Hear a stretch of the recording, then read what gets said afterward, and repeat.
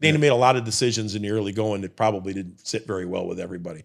But, you know, again, I'm not a huge fan of him, but you're not a huge fan of who? I'm not a huge fan of Dana. Why is that? You know, I just think sometimes he tries to be somebody he's not. They went to battle, bro. I mean, listen, him and Dana back in the early days, they went to battle. So they don't like went to battle? Like fought? But I'm gonna tell you this. I'm you guys fought? No. I would have. Yeah, no, but I would have. I offered it to K1.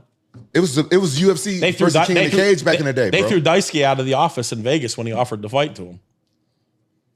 Bro, they was battling though. Listen, if Terry Trebilcock, King in the Cage, had a billionaire behind them, yes, it would be UFC. UFC wouldn't be. It would be King in the Cage up there right now. I agree.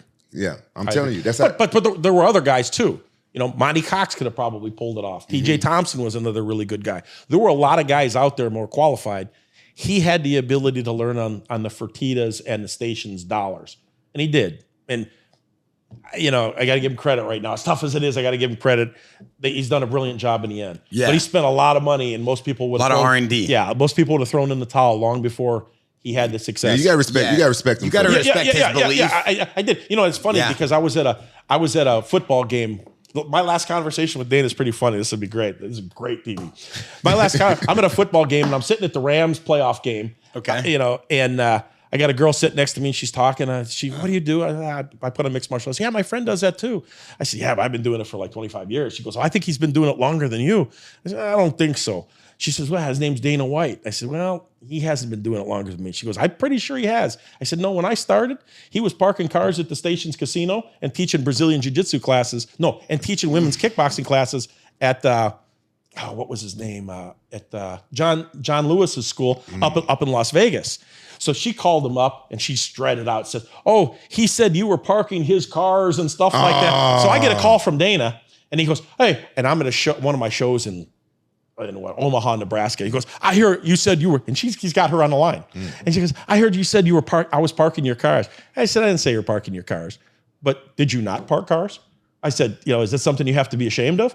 And he got pissed off, right? I said, you know, listen, Dana, if you got something, you know where I'm at every week. You know where my fights are every week. And he hung up. And that was it. That was it's always a woman. It's always a woman that tries to start some shit. Like this. Yeah. Like this. Yeah. I mean, what was she bad? She was a badass. Yeah. But you just keeping it real though. Yeah, I was keeping it real. I was like, listen, when I was doing this, he was doing this. Okay. And she spun it into he was parking my car. Yeah. You know, which is complete. Girls. True. So they're girls. They do shit like that all the time, brother. Yeah. What's wrong with these girls? They want attention. Yeah. They like drama. Yeah, they got to have it. They got to be in the middle of something going on. Yeah. That makes sense. They like drama. But I hope you and Dana become cool one day. You know, I don't think he'll ever be cool with me. I can be cool with him.